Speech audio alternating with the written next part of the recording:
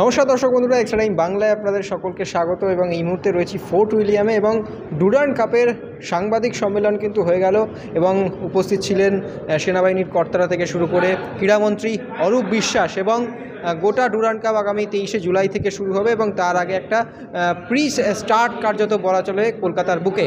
এবং স্বভাবতই যে প্রথম প্রশ্নটা ডুরান্ড কাপ নিয়ে চলাফেরা করছিল সেটা হচ্ছে এফএসডিএল এর সঙ্গে এআইএফএফ এর যে টাগ অফ ওয়ার যেটা চলছে, যে সমস্যাটা চলছে, সেই সমস্যাটা কি হতে চলেছে এবং সেটার এফেক্ট কি ডুরান্ড কাপে পড়তে পারে, সেই নিয়ে কিন্তু একটা জল্পনা চলছে। তো কি জানালেন সেনাবাহিনীর কর্তারা, কি জানালেন ক্রীড়ামন্ত্রী অরূপ বিশ্বাস, এই সমস্ত কিছু আপনাদেরকে শোনাবো অবশ্যই। কিন্তু ডুরান্ড কাপের ওপরে কি এর কোনো এফেক্ট পড়তে চলেছে, কি মনে হয় সাহেবদের? আকাশবাণী কলকাতা, শুরু হচ্ছে মহিলা মহল। উপস্থাপনা ও প্রযোজনায় বেলা দে। না, আমরা প্রথমে শুনেনি মানে সেনা কর্তা লেফটেন্যান্ট জেনারেল মোহিত মালহোত্রা তিনি কি বলছেন। You are all aware that what is the situation going on. Everybody is well read. All of you are related and writing on sports. The situation is unprecedented. It's all in front of you. So I think it will not be correct for us to make any comments on this. But what we are certain is that both parties are interested in the development of Indian football, and we hope that the matter will settle down.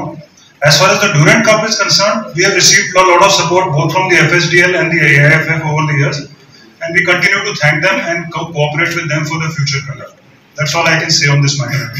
দেখো, এটা একটা সাংঘাতিক বিষয়। আমি positive ব্যাপারটা ধরছি। যদি Durand cup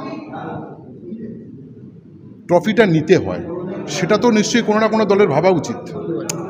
তুমি দেখো, এর যেমন নেগেটিভিটি আছে, পজিটিভিটি আছে। প্রতিটা জিনিসেরই না পজিটিভ নেগেটিভ দুটো ব্যাপার থাকে। ধরো, আজকে যদি আইএসএলটা অন্য বছরের মতো থাকতো, তাহলে সেপ্টেম্বরের 14 বা 15 তারিখে আইএসএল শুরু হতো। তাহলে এখন থেকে কিন্তু সমস্ত দল আসা শুরু করে দিত, কেননা এই ডুরান্ডটা হতো একটা প্রি সিজন ট্রফি। এখন এই প্রি সিজনের জায়গাটা ডুরান্ডটা এখন যেহেতু নেই, আইএসএলের বেশ কিছু দল এই ডুরান্ডটা মন দিয়ে খেলছে না। কিন্তু দেখো, ইস্টবেঙ্গল শতাব্দী প্রাচীন একটা দল, 104 বছরের একটা দল, তারা কত সিরিয়াসলি নিয়েছে। তাদেরও তো দেখো, এফএসডিএলের এই যে টানাপোড়েন, তারাও তো এফেক্টেড, কারণ তাদেরও তো মূল উপজীব্য সেটা তো আইএসএল। কিন্তু তারা সেটাকে ভাবছে না কেন? তাদের কাছে ট্রফিটা অনেক বেশি ইম্পর্ট্যান্ট। তাদের কাছে ট্রফিটা ইম্পর্ট্যান্ট। 104 বছরে ইস্টবেঙ্গল এই ভারতীয় ফুটবলে টিকে আছে এই ট্রফিটার জন্য। আজকে মুম্বাই সিটি খেলবে না, আজকে এফসি গোয়া খেলবে না, তারা কি শুধু আইএসএল খেলতে এসছে? আমার প্রশ্নটা এখানে। তাদের কাছে আইএসএল যদি না থাকে, আইএসএল যদি দোলাচলে থাকে, তাহলে তাদের সমস্যা। আজকে ইস্টবেঙ্গল তো দেখো, তাদের জাতীয় ফুটবলার, স্তরের ফুটবলাররা চলে আসছে। আনোয়ার আলী জয়েন করেছে অলরেডি, তাদের বিদেশিরা চলে আসছে। তার মানে তারা কিন্তু এই টুর্নামেন্টটা জিতবে বা জেতার জন্য কিন্তু তারা আসছে। ব্যাপারটা দেখো কতটা পজিটিভ এই গোটা বিষয়টা। আমি এইভাবেই ভাবছি।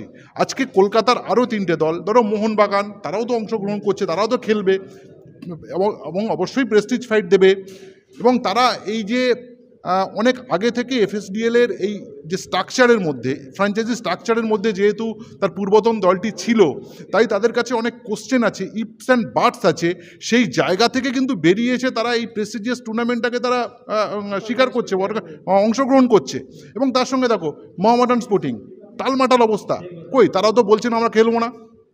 এটাই হচ্ছে ভারতবর্ষের বাকি দলগুলোর সঙ্গে কলকাতার দলগুলোর ফারাক। এবং তুমি দেখো, Diamond Harbour somehow they were waiting for this offer letter, যে আমাদেরকে খেলতে দেওয়া হোক। এই যে প্রেস্টিজটা ভারতবর্ষের অন্য জায়গার থেকে কলকাতার দলগুলোর মধ্যে আছে, এই কারণে দে আর দ্য ডিফারেন্ট, বা আমরা সেই কারণে আলাদা। এবং ডুরান্ডকে সত্যি কথা কি কলকাতার দলগুলো একটা অন্য উচ্চতা দেয়, ডুরান্ডও সেটা স্বীকার করে বা বিশ্বাসও করে। তাই তো কলকাতায় এত জাঁকজমকপূর্ণভাবে আয়োজন হয়।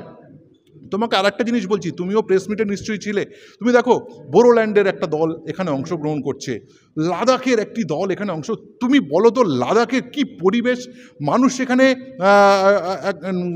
আমরা ধরো যারা সমতলের মানুষ, তারা সেখানে যাওয়াটা আমাদের কাছে একটা স্বপ্ন, সেখানে গিয়ে থাকাটা কতটা কঠিন কাজ।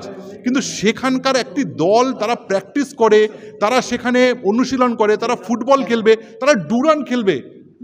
ড্রিম কামস ট্রুর মতো ব্যাপার। আমি এই স্টোরিগুলো দেখতে বলছি। এইগুলো সাকসেস স্টোরি ডুরান্ডের। এবছরের ডুরান্ডে অনেকগুলো সাকসেস স্টোরিগুলোর মধ্যে কিন্তু এইগুলো আছে। আমি বলতে চাইছি যে এই যে একটা পুকুরের মধ্যে যে চলাফেরা করতাম, যে এইগুলোই হচ্ছে দেশীয় ফুটবলার, এর বাইরে কিছু নেই। এই স্ট্রাকচার থেকে বেরিয়ে এবছরের ডুরান্ড কিন্তু একটা অন্য জিনিস দেখাবে, কেন অনেক আননোন নতুন নতুন দল খেলবে। আমরা অন্যভাবে দেখি না ডুরান্ডটাকে। আমার মনে হয় এবারের এই যে আয়োজনটা, এই আয়োজন অনেক নতুন তারকাদের জন্ম দেবে, অনেক কিছুর জন্ম দেবে, সেটা আমাদের কাছে খুবই ইম্পর্ট্যান্ট হবে বলে আমার মনে হয়। শুধুমাত্র টাকা বাঁচাবো, আইএসএলের ঘন্টা বাজবে তারপর দল বানাবো, সেখান থেকেই তারাই শুধু মানে তারপরে খেলাটা শুরু হবে, এই একটা মান্ধাতার আমলের থিঙ্কিং, এটা ভারতীয় ফুটবলের ক্ষতি করেছে বিগত 11 বছর। আমার মনে হয় এই বছরটা একটু অন্যভাবে দেখা উচিত। একেবারেই তাই। এবং ডুরান্ড সফলভাবে আয়োজন হোক এবং বিভিন্ন জায়গায়, কলকাতা ছাড়াও আর বিভিন্ন জায়গায় হোক, এবং সেখানেই সফলভাবে আয়োজন হোক। ধন্যবাদ। দেখতে থাকুন extra time Bangla.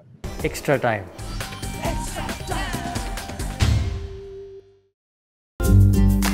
Latest news আর এক্সক্লুসিভ ভিডিওর সঙ্গে আপডেট থাকতে এখনই সাবস্ক্রাইব করুন আমাদের ইউটিউব চ্যানেল। বেল আইকনে ক্লিক করতে ভুলবেন না যেন।